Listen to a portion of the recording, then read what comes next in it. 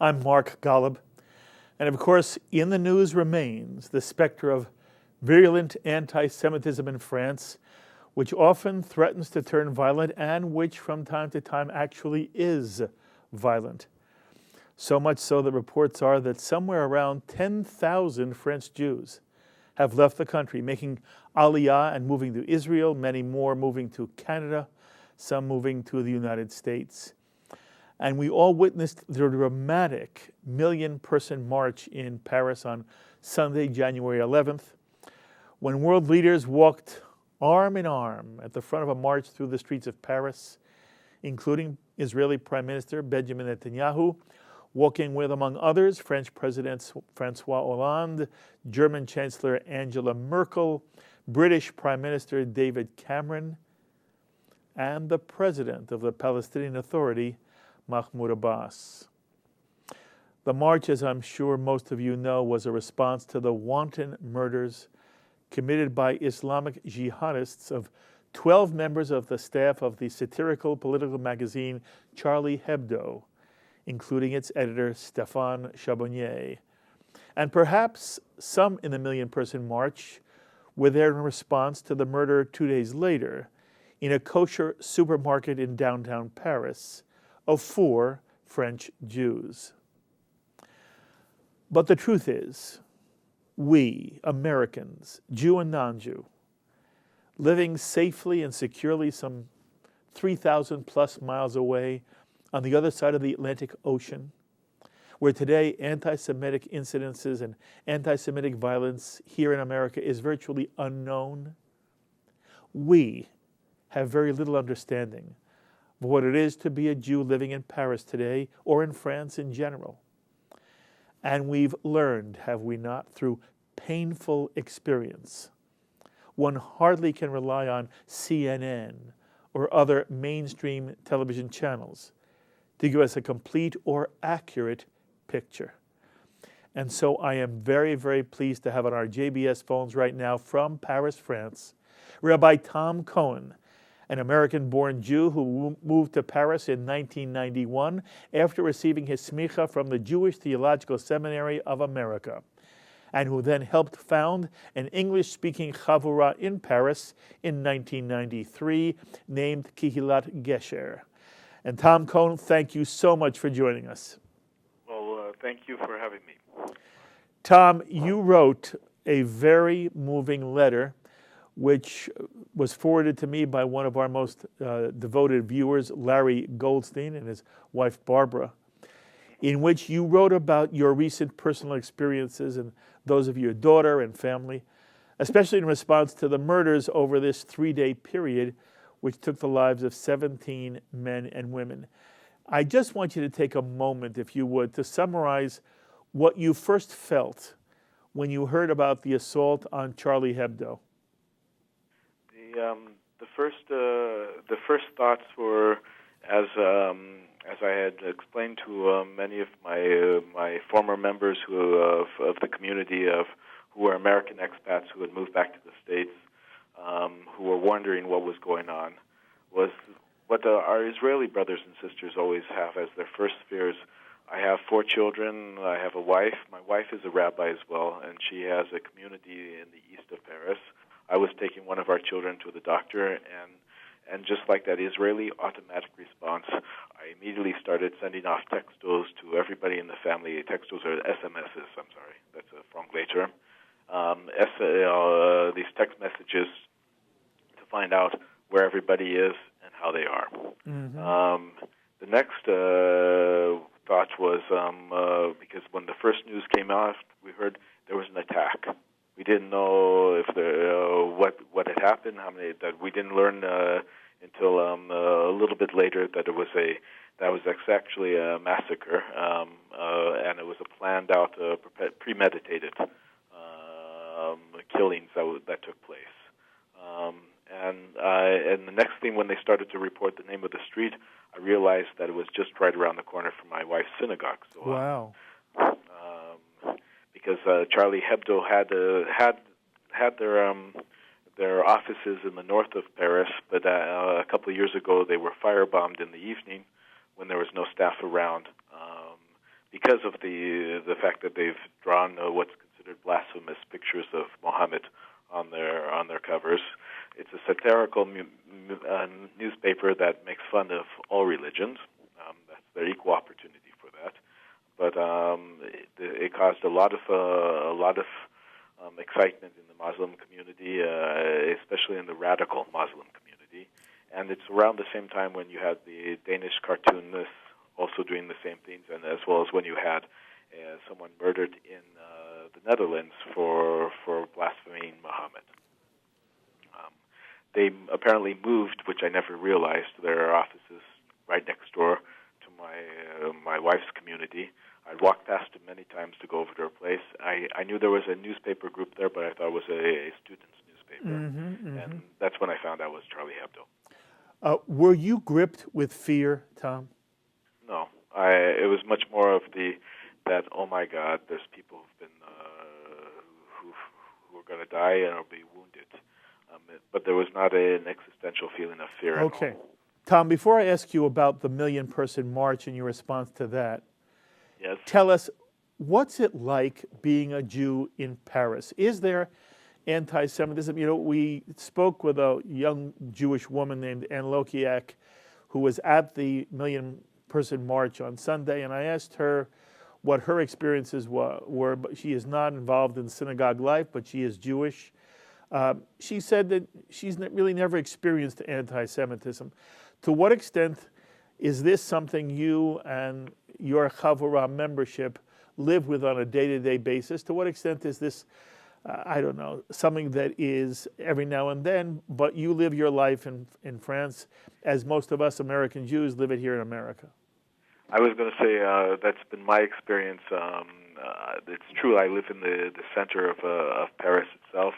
In my community, it has grown over the years from a Chavurah and has become now a synagogue.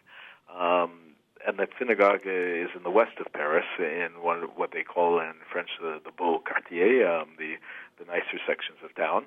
And so one could accuse me of saying that I'm in a bubble, but my experience has been that there's little things that come across, but for the most part, one lives their life very nicely as a Jew. Okay. Do you or could any Jew in your now congregation wear a yarmulke on the streets of Paris without concern? Well, it's a funny question because of something very, very different within French society as opposed to America, which is the social contract of the country, which was for many, many years in France. You could be whatever you want in your homes. Religion is a private affair, and in the streets, it's neutral. Yes. That social contract would have created a certain impetus where even a Catholic matron in the 16th arrondissement of Paris, which is the Upper East Side of Paris, would be just as abhorred to see somebody walking around with a cross on as to see somebody with any religious symbols, a kippah, etc. That's breaking down. And there's exceptions to the rule. If you were wearing a kippah in the old Jewish quarter, the historical Jewish quarter of Le Marais, it hasn't been really the Jewish quarter for Paris for many years, but it's just as we talk about the Lower East Side being the Jewish area of New York, that it has that historical benefit. Yes. There you could walk around. You'd be walking around. Okay, if you walked around most of Paris as a tourist, where you go as a tourist, you wouldn't have a problem. You would not. The areas that are problems are eastern Paris and the northern suburbs, northeastern suburbs. You make a very valid point about how the history of the acculturation of French Jewry occurred at the beginning of the 19th century. I should have asked you a slightly different kind of question. Okay. I understand that maybe most Jews in Paris would not want to wear a yarmulke outside. It's just not the style.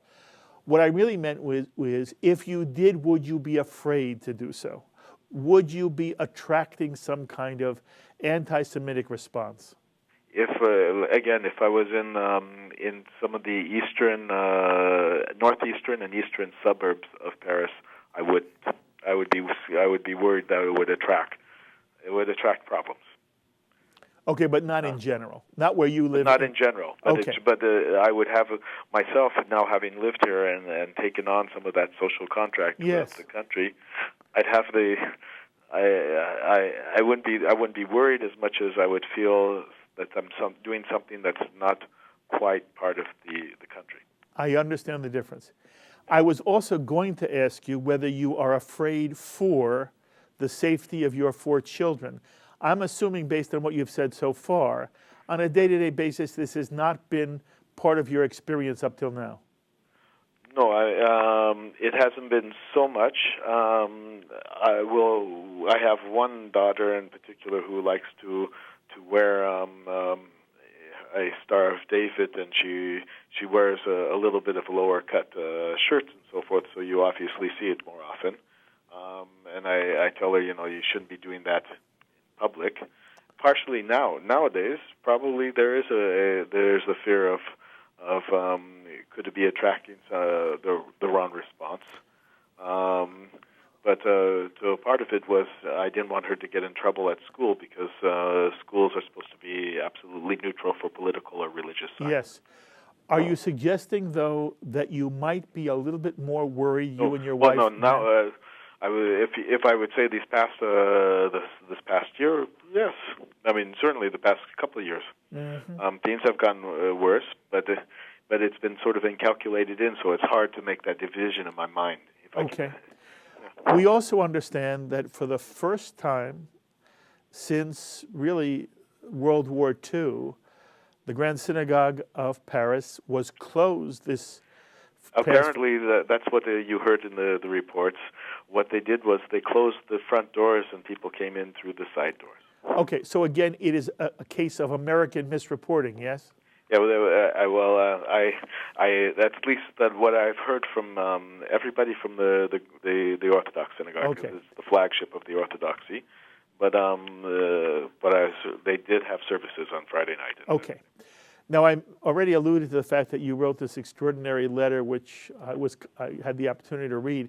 In that letter, you write how you attended an interfaith service on Sunday, the same day later on as the march, and Yeah. there were aspects about the interfaith service which troubled you, and this is what you wrote.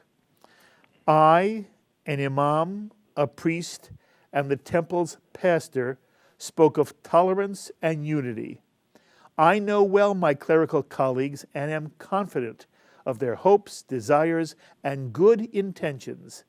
That being said, you wrote, I was profoundly disturbed that the original idea for the ceremony was to start off by lighting 21 candles, 17 for the victims, 3 for the terrorists killed, 3, Tom, for the terrorists killed, and 1 large general candle for victims of terror everywhere.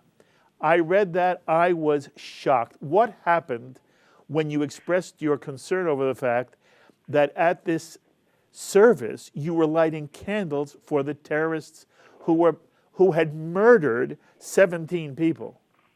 As soon as I brought it up, because I was in line, when the pastor, who is a good friend, had explained to us that we'll all walk in with all of the children of his I can't call it a Talmud Torah, religious school. I'm trying to think, religious school. Right. They're going to walk in, and he said they'll light the candles, and he said we have 21 candles, and that's when I asked why 21, and he explained. And I said immediately, I said I can't do that. I said there's no way that I can put the executioner and the victim on the same moral plane. And he said, no, that's I didn't mean that at all. And he explained his theological position, which is that they're lighting the candles because they're praying for this person's judgment before God, which comes out of their theology. Partially turn the other cheek and so forth. I can understand that. I told him, but I can't do this. But I also, at the same time, I realized if I force them not to light those 3 candles, there's going to be 3 little children who are dressed in their Sunday best with their families, who are all ready to take pictures, who are going to remember all of their life about the rabbi who prevented them from lighting candles, who they don't understand what's going on beyond the emotional moment. So that's when the pastor said, well, I'm going to put them over on a different area, and I'm going to explain that they're praying for their souls, that they should be judged by God for what they have done, and all those sorts of things, and we'll make a separation. And so I decided that was sufficient for the needs of that moment. Okay. Because we needed to go forward. Okay.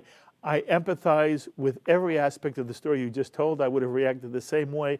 I would have been horrified that they were thinking of lighting 3 candles, and at the same time, there's nothing you could do. You did the very best you could out of a very difficult situation. You also wrote, Tom, that the imam's words bothered you. Explain why.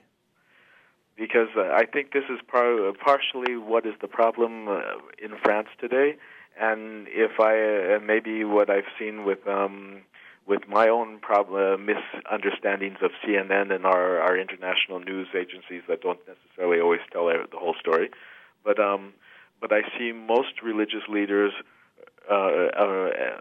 Muslim religious leaders, and most politicians doing their very best to say in any of these circumstances that these people are not at all Muslim. They have nothing to do with Islam, and that's what this imam, who's he's a very gentle soul.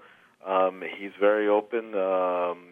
He is involved in a lot of interfaith work, but for him, in his theological understanding, these people cannot be Muslims because they do not act like him, and they do not have the same thinking of him.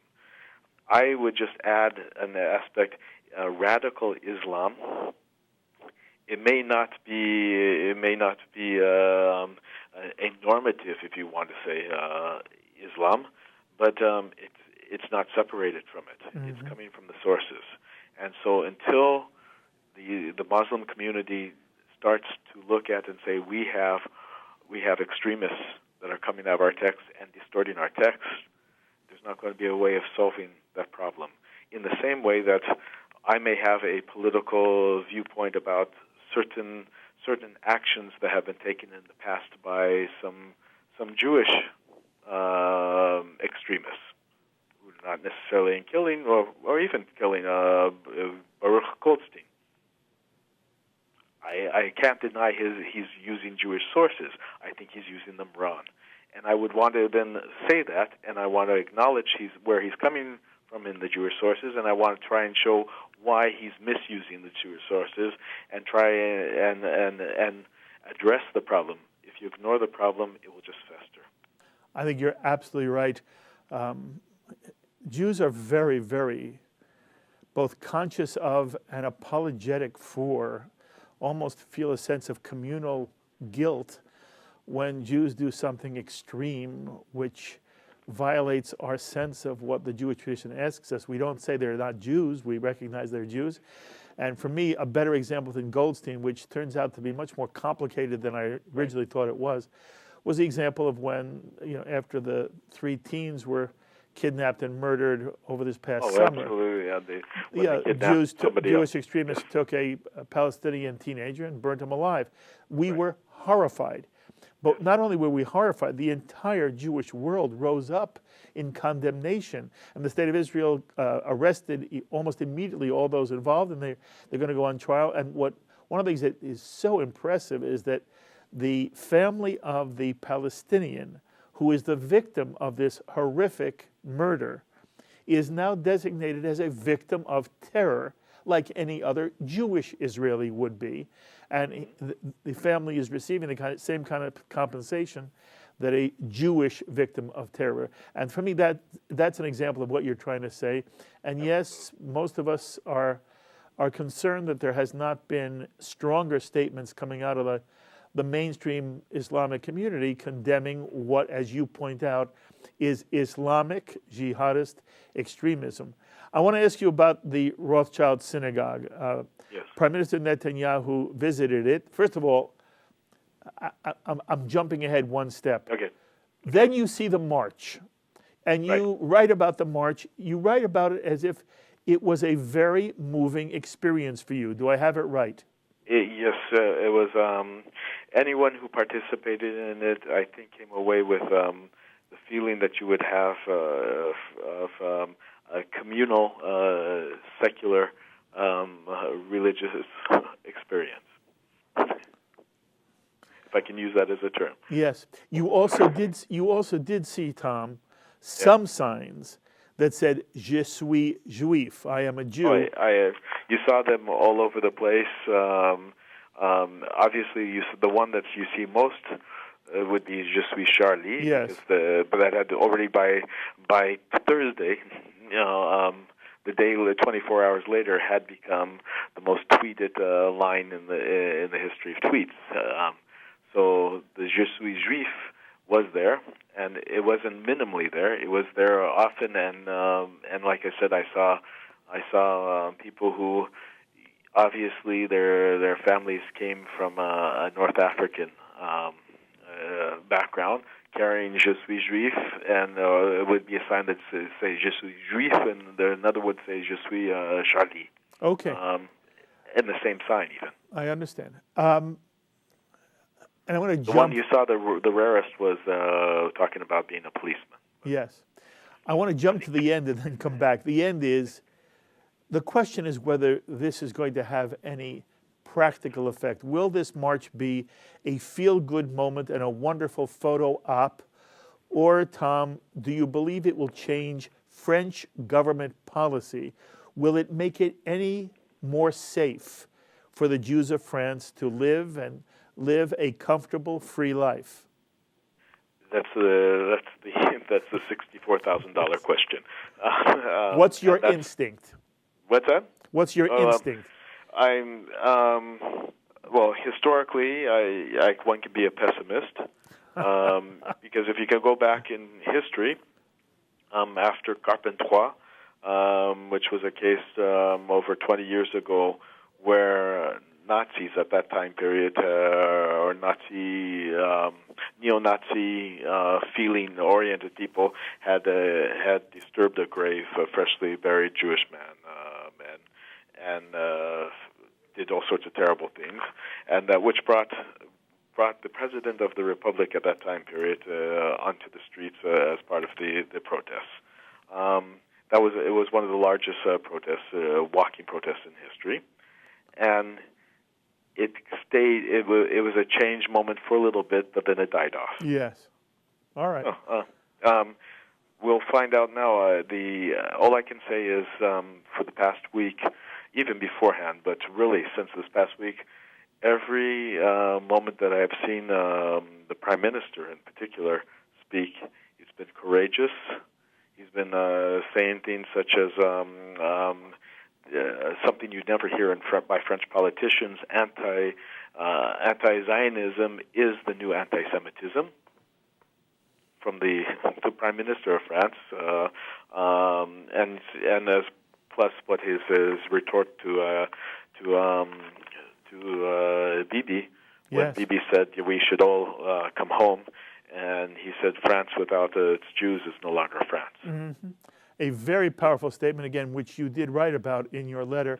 So I'll ask you, Benjamin Netanyahu visited the Rothschild synagogue, and at one point he gets up and he basically says to the Jews of France, it's time for you to come home. You do quote Prime Minister Manuel Valls saying France without its Jews would no longer be France, but I'm asking you, just for your personal reaction, what do you feel when Netanyahu says it? And is the call of the Israeli Prime Minister a call that you believe is resonating with the Jews of France, who are being told more and more often by Jews outside of France, what are you doing there? Haven't you learned from the Holocaust? Get up and leave. What do you say? First off, any Israeli politician, I would say that this is part of their mandate. The most most Israeli politicians today would see that the goal of Israel would be saying exactly to you or your listeners, what the hell are you doing in America? You should be in Israel. But not because right? not because they're worried for our safety. Oh, but they'll come up with all sorts of reasons because the end reason, the raison d'être is to have the Jewish homeland. Now the second part is it because certainly there is violence. There's been some violence here. There's been several of them. You're talking to a rabbi who I buried, a victim of the Brussels museum shooting. Mm-hmm. Who was a member of my community. Really? Who had an elderly woman who decided to move back to Brussels, where she had once lived earlier in her life, because the big city was getting too much for her, and she wanted to go to a smaller city and feel safer. And 2 months later, she's dead. Mm-hmm. I understand very much that. You also have to think about the fact that this country here, when I first came here, I asked my in-laws what I thought was a legitimate question and a smart question: why the hell did you stay in France after the war? Yep. And they looked at me and they said, if it was not for that Catholic neighbor or this Protestant person, we wouldn't be alive. Mm-hmm. 3/4 of the French population did survive. Mm-hmm. One of the higher rates of survival. I mean, yes, the Vichy government was rounding up Jews before the Germans asked them, but France still had a higher survival rate percentage-wise than most countries, and it's not because the French the Germans didn't have the time, because the French army has always been more of a Gilligan's-Island army, and they fell very quickly early on. But just go next door to Belgium, 65% yes. are sent to the camps. Here, 25%. Go to Holland, 75%. Okay, Tom, I'm almost out of time. I want to ask the question a slightly different way. In your mind, yes, what is going to happen to the Jews of France now? Will they remain and live a good life, or will they leave?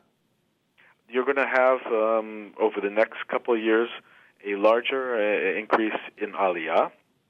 There's right now several different factors for the Aliyah. The rich have already been leaving for a while because of the heavy tax rates. Many of them, though, are commuters, and so you have people living in Luxembourg or Geneva but work in Paris, and even people who are living in Tel Aviv and fly in and work in Paris for the week and then fly back for the weekend. Yes, so but I really was asking you, were they going to leave because of fear? You're gonna have the people who are leaving for fear. You'll have some. Yes, but right now our Aliyah rate at 7,000 people is what they this last year, and they'll even double it. The reality is there's still going to be 450,000 Jews in France. Yes, and it depends on what happens now with the government and what changes. As I said, there is some hope. We have this could be a moment of change, and if it's not, and if it fails, it's not. Then Jews will leave. Okay, it has been wonderful meeting you on the phone. You're fabulous. I would love to meet you one day in person, either if you're visiting the United States or if one day I happen to be in Paris. But I thank you for giving us some time, and I hope you'll let me call you again. With pleasure, and either place, either we have a corned beef and rye in New York, or treat you to a nice Bourgogne wine here. I look forward to that very much, Tom. My best to your wife as well. Thank you. You be well. Bye-bye. Shabbat Rabbi shalom. Tom Cohen, rabbi of an English-speaking chavurah, and actually now a congregation in Paris, named Kehilat Gesher. There you have it, a fascinating insight. Again, most of us don't get to talk to people who are there on the streets day to day to give us a real first-hand look at what being a French Jew and a Paris Jew is like. And I appreciate Tom coming on and sharing his views with us. My thanks, as always, to Sloan Copeland, Serge Goldberg, and our producers Carol Lilienthal and Ron Jacobson for this edition of In the News. Until the next time, I'm Mark Golub. Be well, my friends.